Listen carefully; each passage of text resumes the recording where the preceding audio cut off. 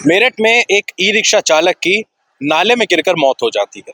और नाला कैसा है उसकी तस्वीर मैं आपको दिखा देता हूँ। ये देखिए, ये वो नाला है, आबू नाला इसको कहा जाता है।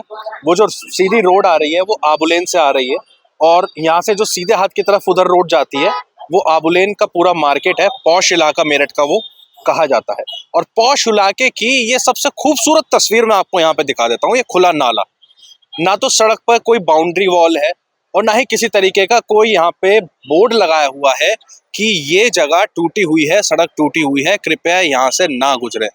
और इसी का ही खामियाजा कल एक ई रिक्शा चालक को उठाना पड़ गया। ई रिक्शा चालक रोज की तरह सवारी छोड़कर यहाँ से लौट रहा था। सन्नी उनका नाम है, रचबन के टंडेल मोहल्ले के वो रहने वाले हैं। परिवार से हमने बातचीत आपको दिखाई थी। और ये यहाँ से वो लौट रहे थे और अचानक उनकी ई रिक्शा इस नाले में गिर जाती है।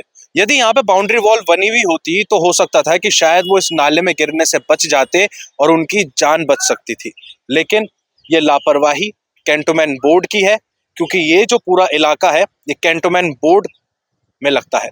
ये केवल इतना हिस्सा नहीं है, अगर मैं आबुलेन से लेकर और पीछे रजबन तक अगर जाऊं तो ये जो पूरा नाला है, इस नाले की जगह जगह पर ठीक इसी तरीके से जो बाउंड्री वॉल है वो टूटी हुई है।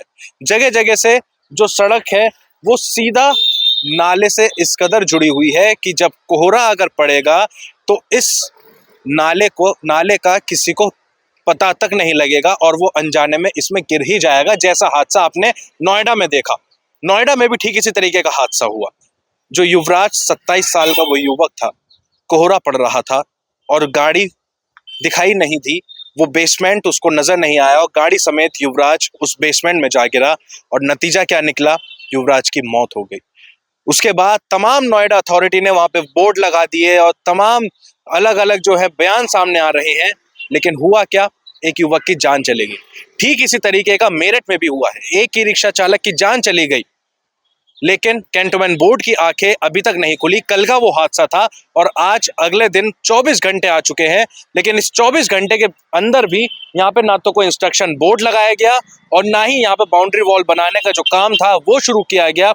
ये लापरवाही आप कैंटोनमेंट बोर्ड की अपने आप आंखों के सामने आप देख सकते हैं कि कितनी बड़ी ये लापरवाही है। ऐसा नजारा सिर्फ कैंटोनमेंट बोर्ड का ही नहीं है, बल्कि शहर के ज्यादातर नाले जो नगर निगम मेरठ में लगते हैं उनका यही हाल है। खुले नाले हैं, बाउंड्री वॉल नहीं है, ना कोई बोर्ड लगा हुआ है, ना कोई इंस्ट्रक्शन है, और अनजाने में जो वाहन चालक होते हैं या जो सड़क से गुजरने वाले राहगीर होते हैं वो उसमें गिर जाते हैं। तमाम हादसे ऐसे हो चुके हैं और तमाम हादसे इस नाले पर भी हो चुके हैं, जो इस नाले में गिरकर या तो चोटिल हो चुके हैं या अपनी जान गंवा चुके हैं। अधिकारी क्या करते हैं, सिर्फ कमरे में बैठकर फाइलें इधर से उधर करते हैं और सिर्फ प्रस्ताव भेजकर इंतजार करते हैं कि कब वो प्रस्ताव पास होगा और कब वो मेरठ को एक सुंदर शहर बनाएंगे। मेरठ सुंदर शहर तो तब बनेगा जब यहाँ पे लोगों की जान बच सकेगी। जो इस तरीके के खुले नाले हैं उनको ढकने का काम जब मेरठ प्रशासन करेगा, हो सकता है कि तब जो मेरठ की तस्वीर होगी खूबसूरत, जिसको ये नाम ले रहे हैं, वो निखर कर आएगी। बहरहाल इस हादसे का शिकार एक ई रिक्शा चालक हो गया, उसका जो परिवार था वो उजड़ गया। 6 साल का छोटा मासूम बच्चा है जिसको पता तक नहीं अभी कि उसके सर से पिता का साया अब उठ चुका है। लापरवाही किसकी है, गलती किसकी है? क्या वो एक हादसा है या इसको भी हम एक हत्या मानकर चलें? ये सवाल खड़ा होता है। अपने सहयोगी कादिर खान के साथ प्रत्युष शर्मा, मेरठ, अमर उजाला। आपके राज्य की खबरें, आपके शहर की खबरें सबसे पहले जानने के लिए देखते रहें अमर उजाला। चैनल को सब्सक्राइब जरूर कर लें और पाएं हर अपडेट।